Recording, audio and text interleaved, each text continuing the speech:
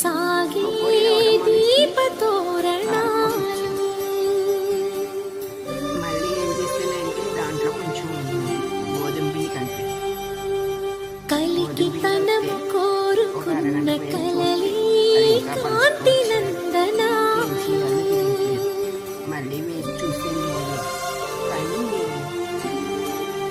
వేసాను దీపాంజలి మళ్ళీ మరూపాంజలి దివ్యాంజలి కిరణ కావ్యాంజలి.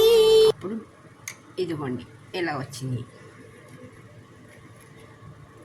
శనగపిండి వేసి ఎలాగైతే సాధించానండి. బియ్యం పకోడీ వస్తుంది. 3 రకాల పిండి కలిపాను ఇందులో.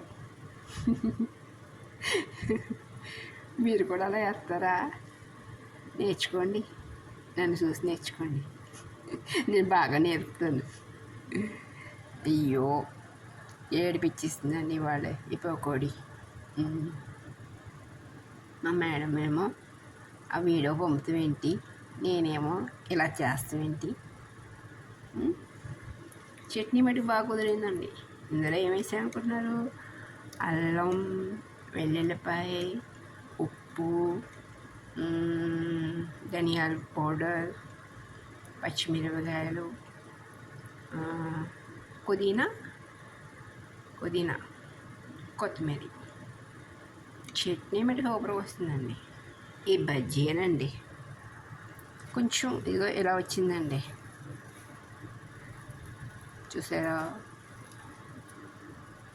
ఎంత బాగుందో. తింటారా? మీకు వద్దులే, మీకు నేస్తానులే. మాది ఎందుకు తింటారు?